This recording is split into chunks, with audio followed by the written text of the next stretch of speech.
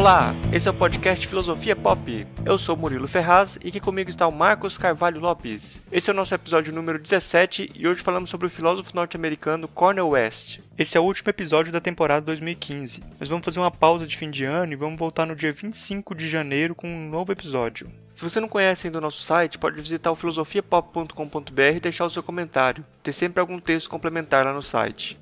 Siga a gente no Twitter, curta a página no Facebook ou envie um e-mail para contato@filosofiapop.com.br. No Filosofia Pop, a gente pretende conversar sobre temas filosóficos numa linguagem acessível. A ideia é usar também referências culturais como filmes, músicas ou programas de TV para ilustrar alguns conceitos e dialogar com as coisas mais próximas da gente. A cada 15 dias, sempre às segundas-feiras, a gente vai estar aqui para continuar essa conversa com vocês. Vamos então para a nossa conversa sobre Cornel West.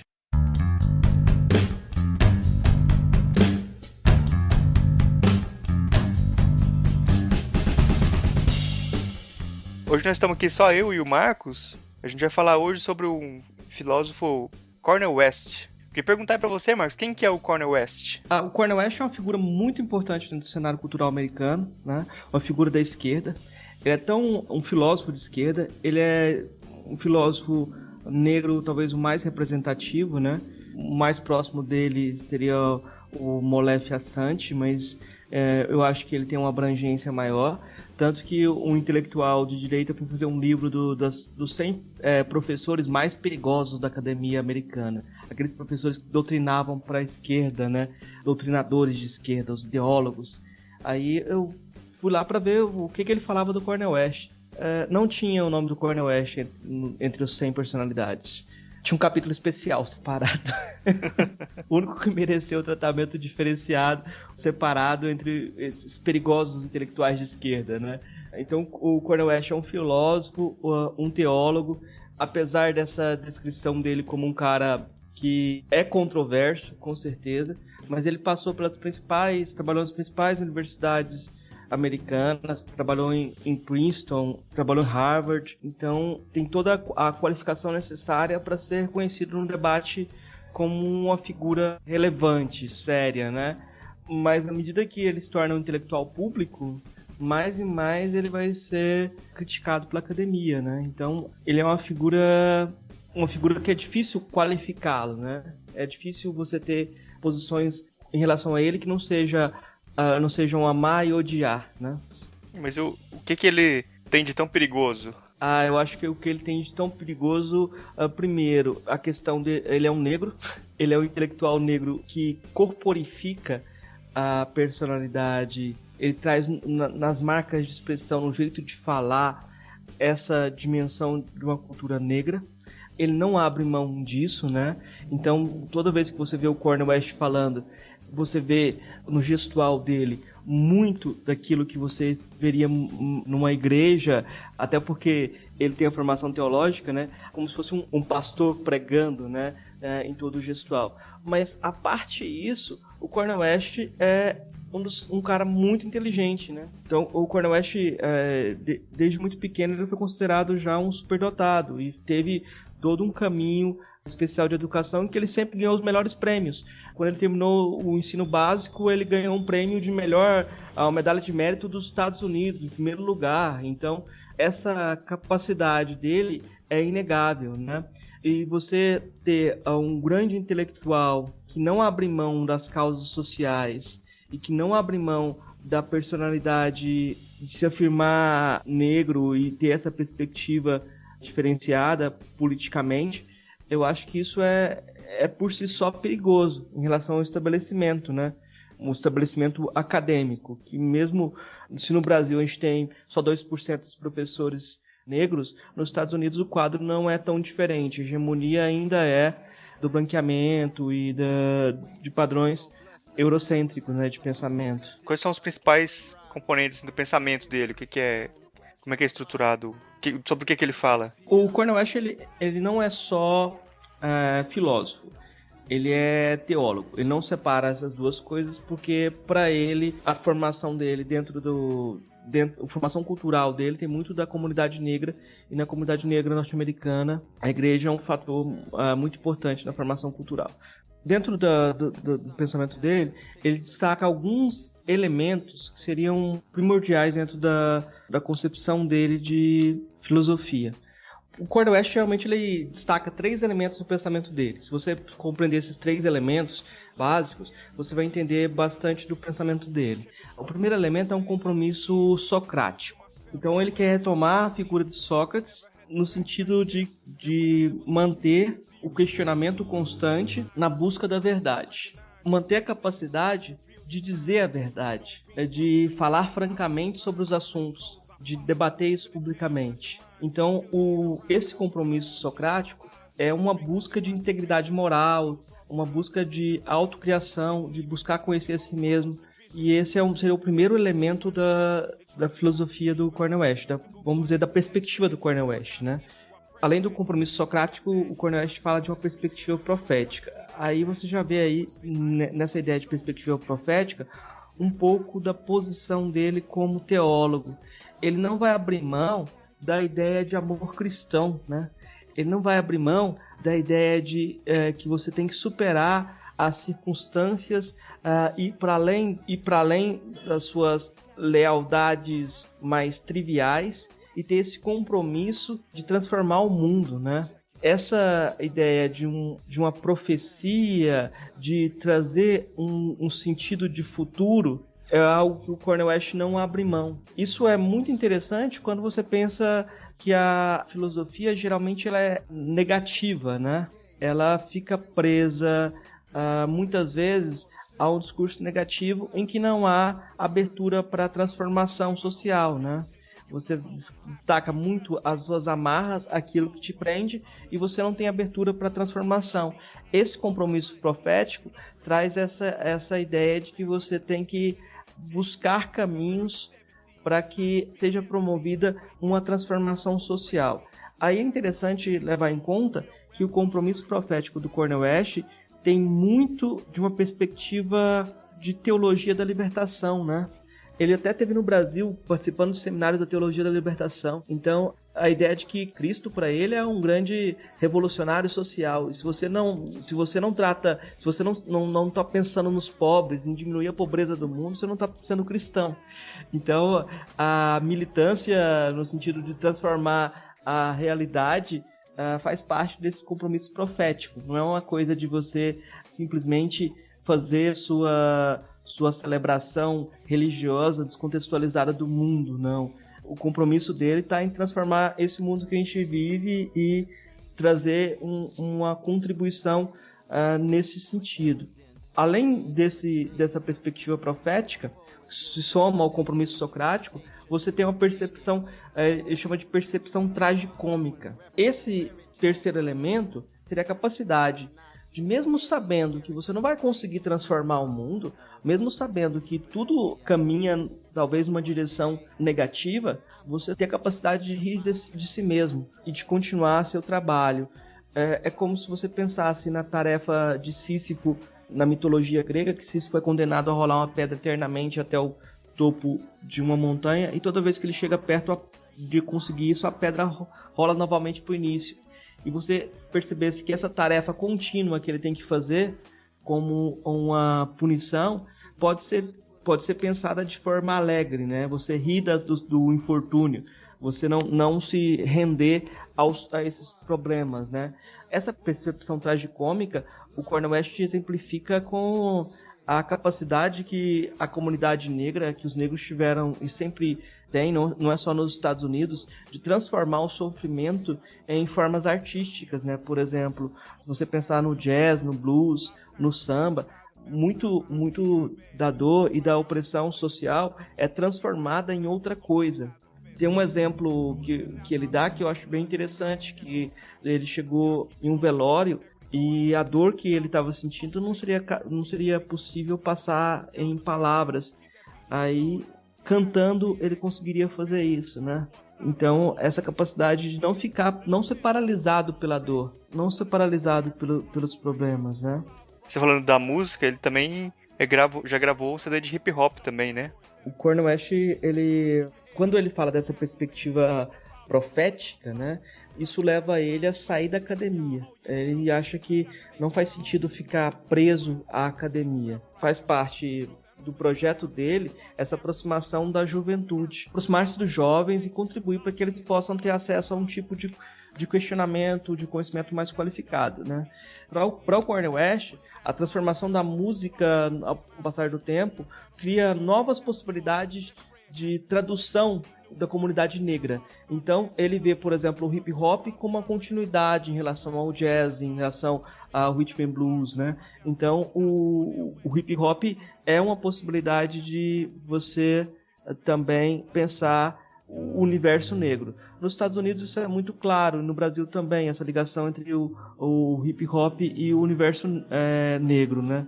Então, ele se apropriou disso, né? Ele gravou um CD de hip hop, fez as músicas dele junto com vários artistas de renome. O filho dele também é compositor de hip hop, né? Teve a participação no CD de Prince e outros nomes interessantes do cenário hip hop. E esse CD dele acabou sendo uma espécie de heresia acadêmica, né? Como é que um professor de Harvard vai gravar um CD de hip hop? Uhum. O que ele queria com isso, né? Então isso acabou sendo algo que trouxe problemas para ele, né? E você sabe assim mais ou menos do que é o conteúdo das letras das músicas dele lá, ou você não parou pra ver isso? Não, as letras também são proféticas, assim, né? Você tem várias letras dedicadas a George W. Bush, né? Criticando o fascismo que ele via dentro dos Estados Unidos, a ascensão de um imperialismo, né? Na intervenção no Iraque. O grande inimigo dele nesse álbum talvez fosse o Bush, né? Mas o grande objetivo seria retomar ou tentar reavivar valores democráticos, né? Uhum. Tentar tocar os jovens e repensar valores democráticos. Em uma das canções, que não é bem uma canção, tem toda uma discussão sobre a palavra nigger.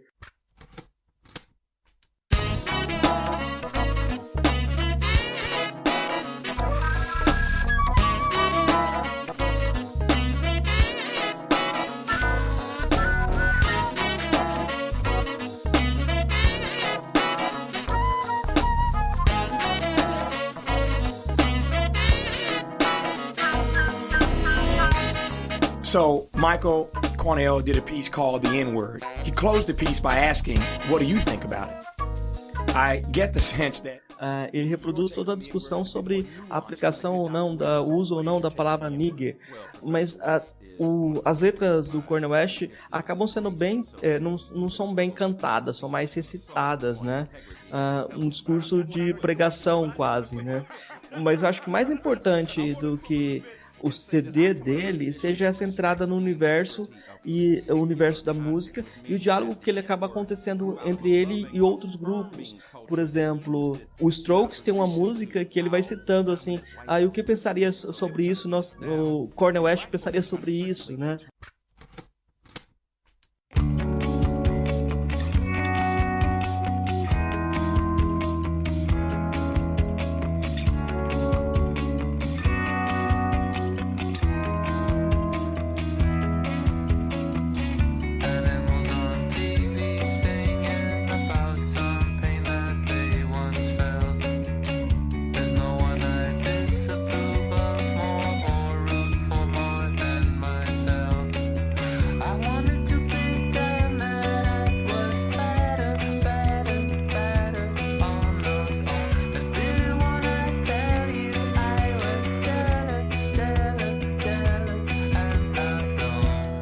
Então o Cornel West virou uma figura emblemática de resistência dentro dos Estados Unidos, né? Então sempre citam ele e sempre tem ele como referência, né? Engraçado que parece que nos Estados Unidos ele é muito conhecido e eu acho que aqui no Brasil ele não é tão conhecido assim, né? No Brasil ele teve só 2 livros traduzidos, e há muito tempo, na década de 90. O primeiro, Questões de Raça, foi traduzido pela Companhia das Letras, mas hoje está esgotado, é muito difícil de achar ele até em sebos. E foi traduzido quase na mesma época que foi produzido nos Estados Unidos. E esse livro é um best-seller, vende demais nos Estados Unidos, continua vendendo até hoje.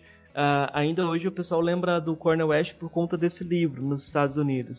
Depois eles lançaram um livro dele aqui no Brasil, em que ele escreveu junto com Roberto Mangabeira Unger. O Mangabeira Unger e ele têm uma parceria e tem um trabalho em comum. E no Brasil, como o Mangabeira Unger muitas vezes não é levado a sério, e aqui no Brasil quem tentou trazer o Cornel West muitas vezes para debater com a comunidade brasileira foi o Mangabeira Unger, o Cornel West não teve esse acesso. Até porque a comunidade negra brasileira muitas vezes prefere buscar seu próprio discurso e não reproduzir o discurso dos norte-americanos, né? Que há problemas específicos e eles acham que, muitas vezes acham que uma voz de fora não pode resolver os problemas daqui ou não teria grande relevância nas questões brasileiras, né?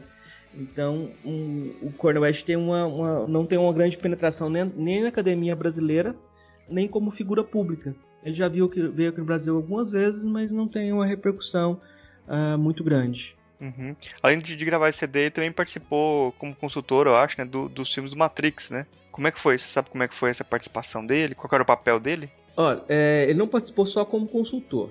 Ele participou como personagem também dos filmes, do segundo e do terceiro filme da série Matrix.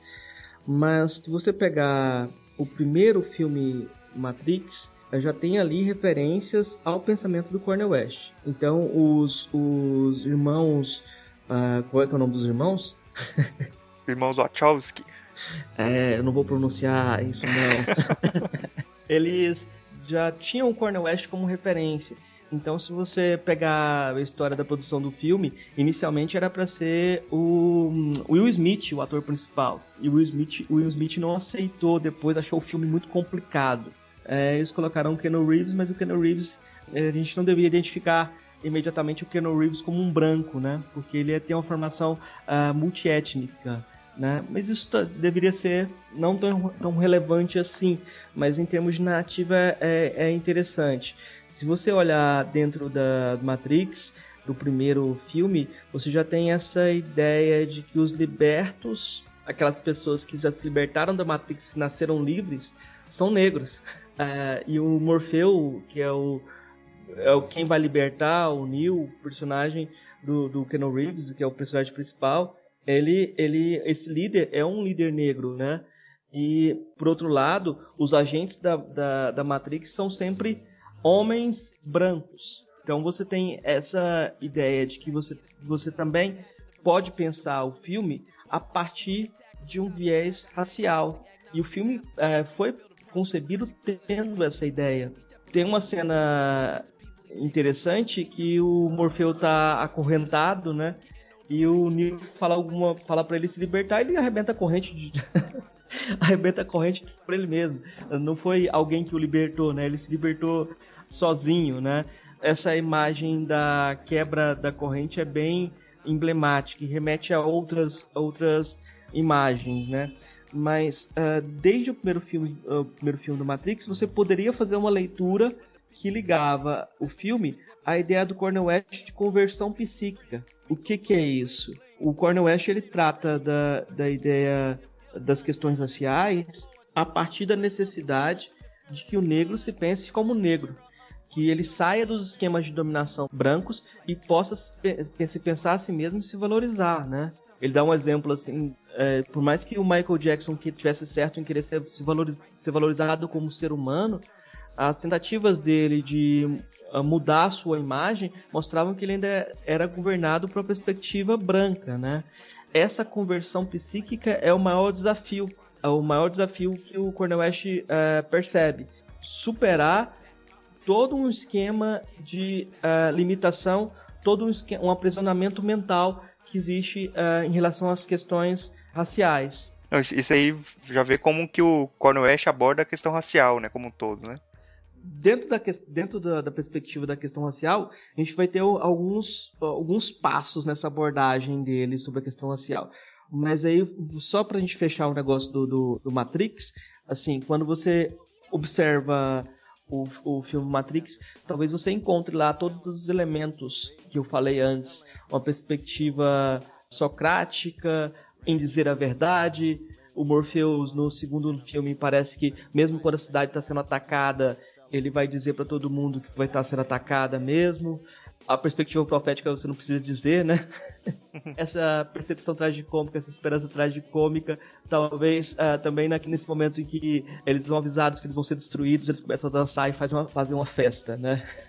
Transformando a dor em outra coisa. O Cornel West participa do segundo e do terceiro filme como conselheiro West. Ele está lá dentro do conselho da Matrix e ele só tem uma fala dentro... uma, duas falas, poucas falas dentro do filme, mas a que ficou famosa foi uma fala dele assim: a compreensão não é um pré-requisito para a cooperação. I wish I were able to comprehend the council's choice in this matter. Comprehension is not a requisite of cooperation. Traduzindo, o entendimento não é um requisito para a cooperação, né? E virou camiseta lá nos Estados Unidos, né? O que significa... O que pode significar isso? Como é que a gente traduz isso, né? Você não precisa ter todo o conhecimento do que vai acontecer para cooperar em uma causa. Você age de acordo com aquilo que você tem fé, naquilo que você acredita. E muitas vezes a tentativa de bloquear a ação pedindo pré-requisitos teóricos é uma forma de deixar as coisas como estão. Essa frase me parece bem também. A gente pode vinculá-la, por exemplo, a William James, que é um pensador pragmatista que influencia também o Cornel West ou a Kierkegaard. Nem tudo pode ser racionalizado, nem tudo pode ser explicado a partir da razão. Dentro da história do filme, a missão que o conselheiro West estava propondo era uma missão suicida, né? Era uma missão que talvez não tivesse êxito, mas racionalmente as pessoas não seguiriam naquela missão. Tinha tudo para dar errado, mas você tem que ter o direito de tentar. E muitas vezes a racionalidade diz para você não fazer, né? Então, você pode falar, mas essa perspectiva do Cornel West profética, ela não vai dar em nada, ele não vai conseguir mudar o mundo. Ele vai falar que ele tentou. E também parece que fica uma coisa muito... Como todo messianismo, como toda coisa profética, fica uma coisa como uma verdade que aquela pessoa parece ter e que não é acessível para os outros, assim, né? Uma verdade que a pessoa quer passar.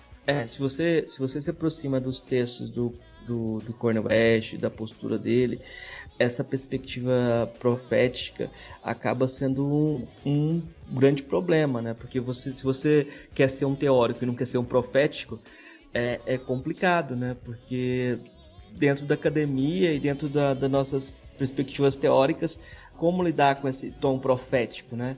Isso é muito de Kierkegaard de novo nisso daí, porque tem uma diferença que eles fazem na teologia entre ser cristão e ser crístico, tentar imitar Cristo, né? O Cornel West tem muito disso, de não só querer ser cristão, mas tentar imitar Cristo, né? E sair para a sociedade pregando a verdade, trazendo a verdade.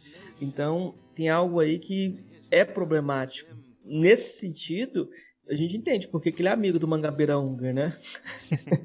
Os dois têm essa perspectiva profética e muitas vezes propõem coisas que são absurdas, né? Para as pessoas que estão pensando no senso de realidade cotidiano, parecem propostas que não são muito viáveis. Nesse ponto, o Mangabeira Unger acaba sendo, vamos dizer, estruturalmente o Mangabeira Unger faz propostas mais longínquas que o Cornel West. O Cornel West tem causas mais precisas e problemas mais específicos para lidar. Tem uma curiosidade assim que eu acho interessante, que o Cornel West ele foi aluno do Richard Hort. E o Hort, ele influenciou muitas pessoas que foram influenciadas pelo Hort para criticar a filosofia presa à academia, para criticar o pensamento preso ao espaço interno da universidade. E a partir dessa leitura de Hort, vários autores saíram para transformar a sociedade. E isso é curioso, que o próprio Hort falava, não, eu não quero ser profeta, eu quero ser professor. São coisas distintas. O Hort queria se restringir ao espaço da academia. Ele achava que é um anacronismo você tentar ser um intelectual como havia intelectuais na década de 30 que personificavam uma nação.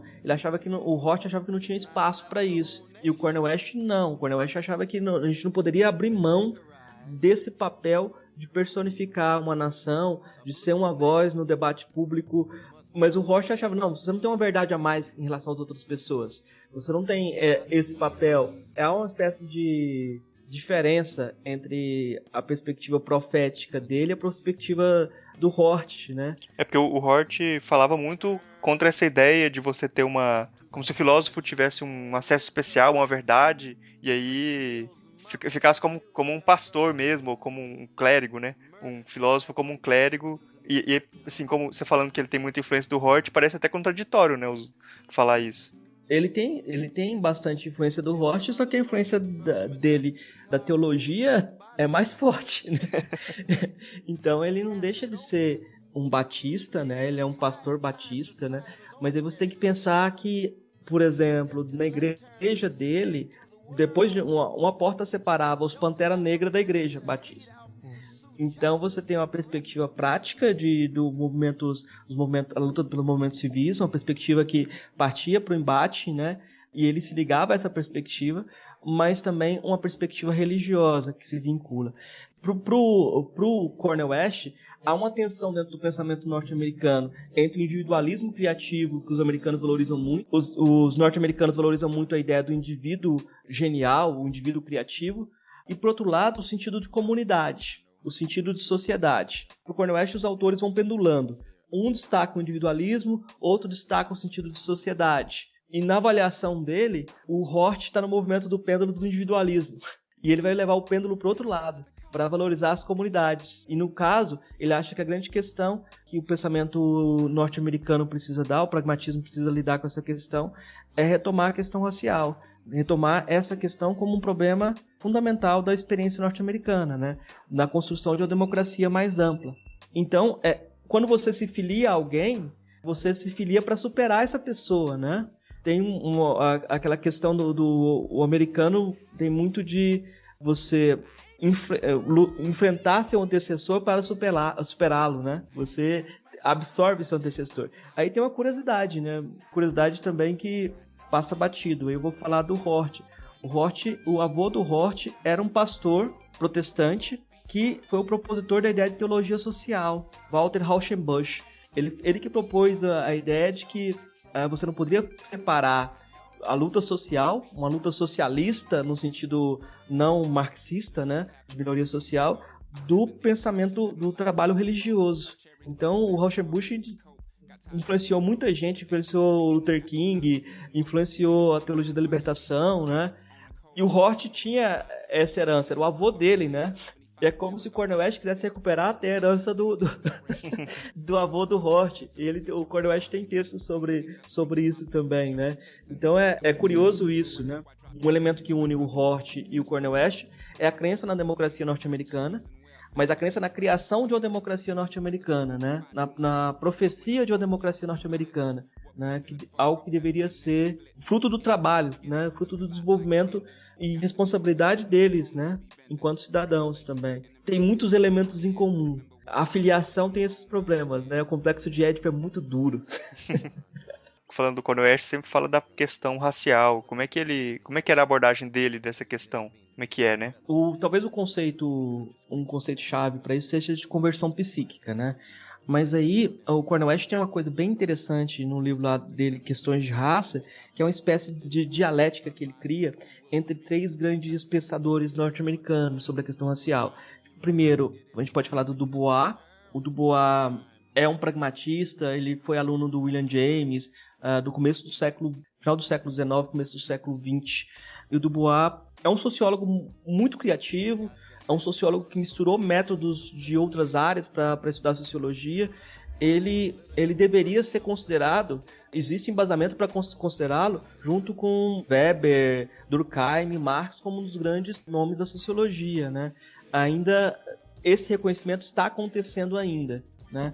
Mas vamos lá, o Dubois ele tem um conceito que o Cornel West vai utilizar, que é o conceito de dupla consciência. De repente, o Dubois foi criado dentro de um meio branco, e de repente ele se percebe não como parte daquele meio branco, ele se percebe como negro, mas ele se percebe como negro tendo uma cultura embranquecida, né, europeia. Ele se percebe um negro fora da África. Então o Cornel West trabalha com a ideia de dupla consciência. É como se ele ficasse preso a uma dupla consciência.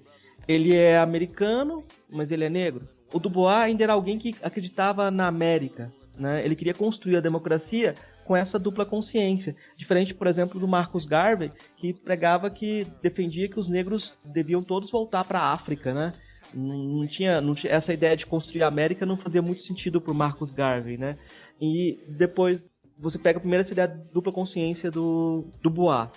Aí o Cornel West pega o Malcolm X. O Malcolm X, de certa forma, ele continua o pensamento do Garvey, que eu citei para você. A ideia de separar os negros. Só que o Malcolm X, ele vai atacar fortemente essa ideia de dupla consciência. Ele vai criar uma imagem, que é a imagem do negro da Casa Grande. E vai opor a diferença entre o negro da Casa Grande e o negro do campo, né? O negro da Casa Grande, ele tem essa dupla consciência. Agora aquele outro que não faz parte da Casa Grande, ele não tem essa dupla consciência, né? O filme Django brinca muito com isso, né? Com a ideia do negro da Casa Grande. Aquele personagem Samuel L. Jackson, eu acho, ele representa justamente esse negro da Casa Grande, né? Que ele tem a lealdade dividida e no final das contas ele é leal à Casa Grande, né? Uhum. Então o Malcolm X, ele cria essa ideia de conversão psíquica, né?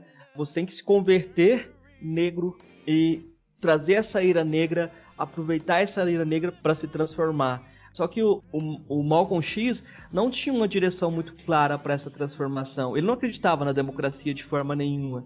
A percepção dele como muçulmano é que a cultura norte-americana é uma cultura degenerada. Então ele queria criar uma nação muçulmana. A ideia de voltar para a África dele era relevante. Então, o Cornel West se apropria então da ideia de conversão psíquica e dessa capacidade do Malcolm X de mobilizar as pessoas. O Malcolm X vai ter muito mais seguidores do que pessoas que ele conseguiu converter ao islamismo, né? Muito mais gente vai seguir o Malcolm X pelo discurso dele em relação à questão racial do que pela questão islâmica especificamente. Aí vem o terceiro passo, o terceiro elemento seria tentar uma síntese a partir desses elementos, que é a ideia do Cornel West de buscar o Martin Luther King e promover uma revolução através de uma perspectiva que mantenha a fé no outro. A ideia de amor cristão aí é retomada no discurso do Luther King, né?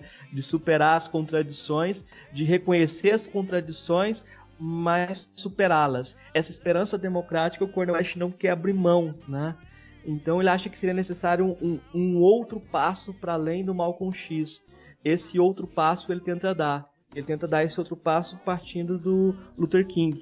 Essa ideia de uma dialética entre essas três posições acaba sendo uma espécie de evolução, né? Porque você sai de uma perspectiva que é democrática, mas fica presa à dupla consciência, você parte para outra perspectiva, onde você tem essa conversão psíquica, mas a ira negra é canalizada de uma forma talvez destrutiva, e você tenta agora trazer essa ira negra, trazer essa autoconsciência negra para um projeto construtivo, né? Um projeto democrático. Para muitas pessoas, esse último passo seria desnecessário. Acho que aí também dá para ligar muito isso aí com como foi a atuação do Cornel West nas manifestações lá de Ferguson, né? Nessa manifestação de Ferguson, o Cornel West ele participou de várias passeatas, né? Mas uma em especial fez como muito emblemática, porque no sábado, antes da passeata que estava marcada, parece para o domingo, houve um seminário, um bate-papo, e nesse bate-papo muitas lideranças religiosas estavam presentes. Essas lideranças religiosas que tomavam o microfone para falar. E no meio e ele era um desses que estavam preparando estavam lá para falar. E no meio desses discursos das lideranças religiosas, um rapper levantou e falou: olha, esse discurso de vocês está cansado, porque vocês falam, e amanhã, na hora de ir para a passeata, vocês não vão participar. Então, esse discurso de pregar a paz e pregar uma perspectiva religiosa não está com nada. Não adianta, nós estamos aqui para fazer as coisas acontecer, né? E o curioso é que o Cornel West concordou com essa avaliação. Ele disse que a maioria dos negros norte-americanos perdeu a perspectiva de questionamento, se acomodaram, conquistaram uma posição social e estão pensando como aqueles que eles criticavam antes. O Cornel West fala que a palavra nigger é muito depreciativa nos Estados Unidos. Quando você fala a palavra nigger, você fala de tratar alguém como objeto, né? É como se os negros estivessem voltando a uma perspectiva em que eles assumem a posição de nigger. Isso é uma crítica muito pesada do Cornel West em relação ao movimento negro norte-americano, né? E aí ele comentou que realmente era preciso que as pessoas fossem para a rua para participar das manifestações. E que ele foi para a manifestação aquele dia não para discursar, ele estava ali para ser preso. Ele foi lá para participar da manifestação efetivamente. E no dia seguinte ele estava junto da manifestação. É curioso também, assim, onde que eles vão se manifestar? Na frente do supermercado, na frente do Walmart. Então, o maior supermercado, vamos lá manifestar. E o Cornel West foi realmente preso. Mas essa frase dele, eu não vim aqui para falar, eu vim aqui para ser preso, aí você tem essa perspectiva socrática, você tem essa perspectiva, o lado profético dele. Eu acho que também é tragicômico, né? Porque você ter a certeza que você vai participar de uma manifestação em que você, como negro, por ser negro, vai acabar sendo preso, e continuar acreditando nessa luta, porque o Cornel West foi muitas vezes preso. Não é novidade, é normal quase. E ele tem mais de 60 anos, né? E ele continua participando dessas manifestações de rua e continua mantendo essa perspectiva, né? De que é necessário. Acaba sendo algo daquilo que a gente falou antes, de um profeta que quer dar exemplo, né? Tem até fotos aqui dele sendo preso, né? Vou colocar depois no post. Tem, isso gerou muita repercussão, essa prisão dele, né? Até pelo discurso e aquilo que veio antes. Mas hoje a questão racial nos Estados Unidos, ela está muito presente. E o Cornel West, ele tinha sofrido uma espécie de bloqueio depois da eleição do Obama, porque o Cornel West foi um dos caras que lutou para que o Obama fosse eleito na primeira eleição e depois se decepcionou demais com o que o Obama fez, né? Ele falou que ele começa a criticar o Obama, fala que o Obama tem um governo de drones, que é um presidente blackface, um Rockefeller, na verdade. Que o compromisso dele é com os banqueiros, etc, etc. Ele preferia ter preferia muito mais que tivesse um governante branco que pensasse nos pobres do que um negro que fizesse o que o Obama fez, né? Então o Cornel West acabou sendo um pouco vítima dessa campanha dele, né? Ele apoiou algum candidato nessas profecias dele. E agora, nesse momento, se você olhar, ele está reaparecendo na mídia, buscando novos discursos, continua trabalhando nessa proposta profética dele, né? Acho que já cobriu que a gente tinha colocado como pauta aqui. Você tem alguma coisa mais para acrescentar do Cornel West? Falar mais uma coisa para a gente finalizar e partir para as indicações? Eu acho que é uma coisa que é interessante a gente fazer a ligação entre o Cornel West e a ideia do podcast também, né? Aí o Cornel West, ele propõe uma perspectiva de paideia democrática. Paideia em grego é educação, né? Então você fala de uma educação profunda, de uma educação que leve à formação do homem, uma formação mais integral do ser humano, né? E o Cornel West, ele defende a construção de uma educação mais democrática. Essa educação mais democrática, ela não tem que ser uma educação, vamos dizer assim... o Cornel West defende uma perspectiva em que a educação pode trazer prazer, sim. Você não precisa separar a educação e aquelas coisas que são consideradas prazerosas, né? E essa educação democrática tem que partir do contexto dos jovens e daquilo que os jovens valorizam. É necessário que a gente se aproxime da juventude a partir daquilo que os jovens consideram importante na sua autoconstrução, na sua identidade. Então a música é importante, os filmes são importantes, esses meios da internet são importantes. E aí o Cornel West, em termos teóricos, ele está trazendo John Dewey na ideia de educação contextualizada, junto com Gramsci, junto com Paulo Freire. Ele fala muito do Paulo Freire como inspiração dele para essa perspectiva mais democrática de educação, né? Uma educação em que você procure dar raízes, né? Você procure religar as pessoas também. Aí o sentido religioso também aparece, né? A construção dessa paideia democrática, de uma educação que realmente possa atingir as pessoas de forma mais efetiva, acaba sendo um desafio. A gente não sabe como é possível fazer isso, mas eu imagino que o podcast que a gente está desenvolvendo pode ser pensado a partir desse conceito, dessa ideia de uma educação, ou de uma tentativa também de educação democrática. Eu só não acho que a perspectiva profética nos caiba, né? eu prefiro deixar isso de fora do jogo. Mas acaba que não cabe, mas acaba acontecendo como aconteceu com o Hort, né? De você não ter essa intenção, mas acaba que no final pode acontecer de ter seguidores involuntários, né? Uma coisa assim. Esse risco é o risco de você também não saber. É muito difícil você orientar alguém dando liberdade para que a pessoa seja ela mesma, né? Para que ela não seja uma cópia de você, né? Então, esse jogo de você se apropriar do outro para ganhar força, essa antropofagia, que a gente falou que o Cornel West, de certa forma, se apropriou daquilo que ele achava interessante no Hort, eu acho que a gente tem que fazer a mesma coisa com o Cornel West, né? Sem não ser engolido por ele. E aí você vai ver o que é interessante no Cornel West no Brasil. No que o Cornel West pode ser interessante para pensar o Brasil. No que é essa perspectiva religiosa? A gente sempre faz os cursos colocando a perspectiva religiosa fora da esfera pública, como se ela não fizesse parte do debate público. Parece ser muito difícil hoje pensar o futuro da democracia sem levar em conta a construção de perspectivas religiosas que vão para a praça pública, com identidades democráticas. Então, talvez seja interessante pensar como construir uma identidade democrática muçulmana, como construir uma identidade democrática judaica, uma identidade democrática cristã, em que a democracia seja um pano de fundo de tolerância e de autoconstrução, né? Aí eu não quero deixar de falar de outras religiões também, né? Todas as religiões talvez tenham que ser pensadas dentro dessa construção, né? Nesse sentido, talvez o Cornel West tenha alguma coisa para ensinar pra gente, principalmente na América Latina, né? Onde as perspectivas religiosas são tão fortes. Talvez seja impossível hoje tirar as religiões da esfera pública. Agora, como a gente vai pensar as religiões na esfera pública, talvez um caminho seja esse, de pensá-las a partir de construção de identidades democráticas, né?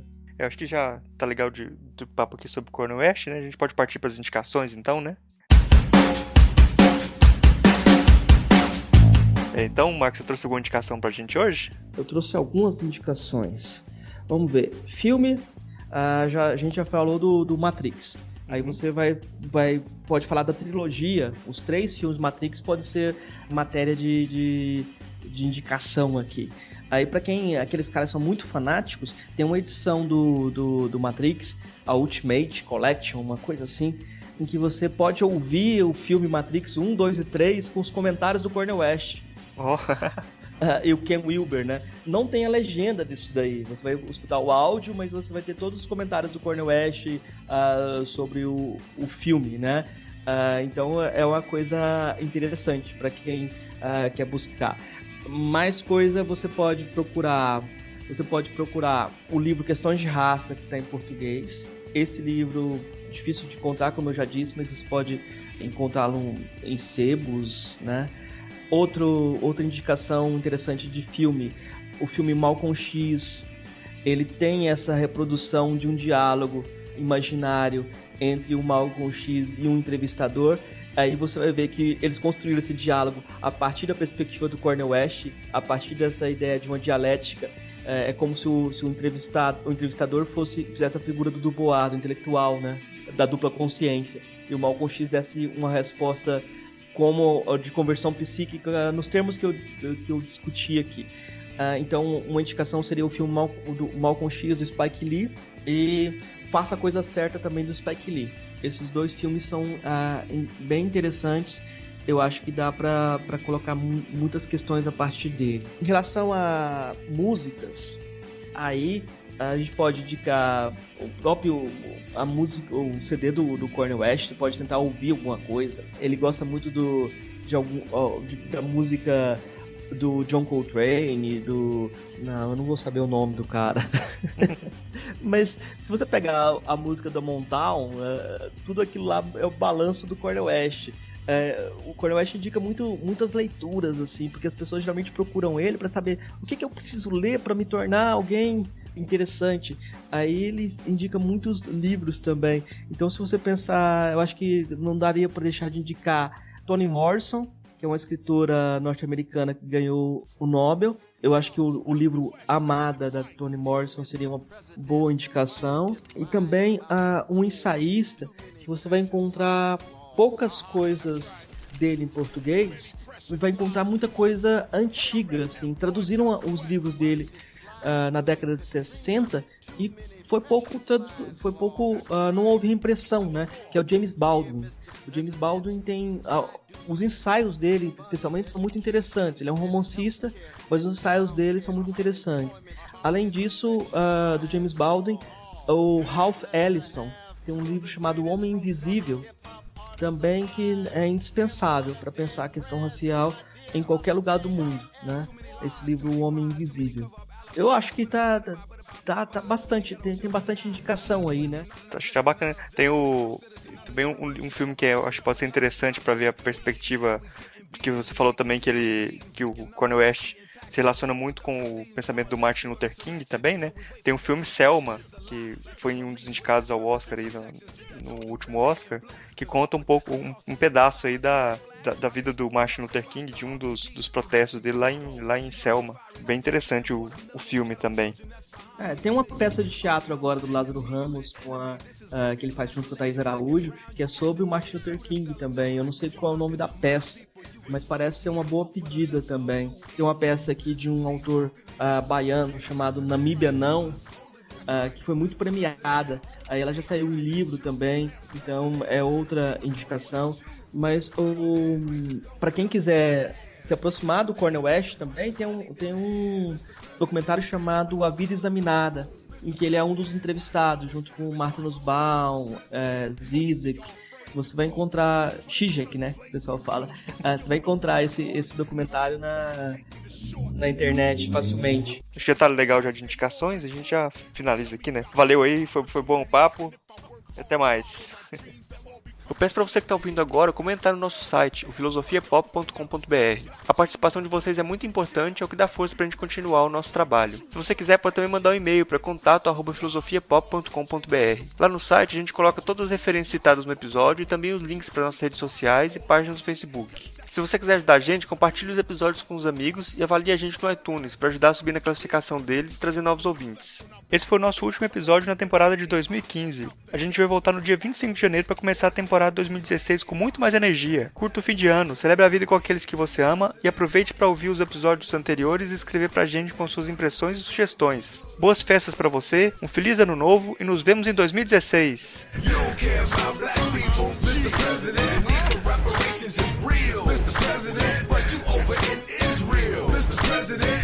Dr. Cornel West taking you above the mess, not like all the rest. When you call his name, you call him best. Like when you call him KRS, you call him for metaphysical lyrics and hip hop at its best. I don't live life to guess, I study what I talk about. You don't like what I'm saying in this room, you can walk out, but you can't leave, cause you can't believe you in the presence of some real MCs, like thieves, real mic spitters, real club rippers, real money getters, 5-course dinners, on course, never lost winners. Even in the very beginning, I was no beginner. What? This is me talking to you, Mr. President. This is us holding the new, Mr. President. Your own plane aiming at you, Mr. President. Not a finger pointing at you, Mr. President. Prices going up on the gas, Mr. President. These some questions I need to ask, Mr. President. We get down with the skull and the bone, Mr. President. Why they always tapping our phone, Mr. President? Yeah. This is revolutionary culture. This big M1. I work for the people, the streets is my office.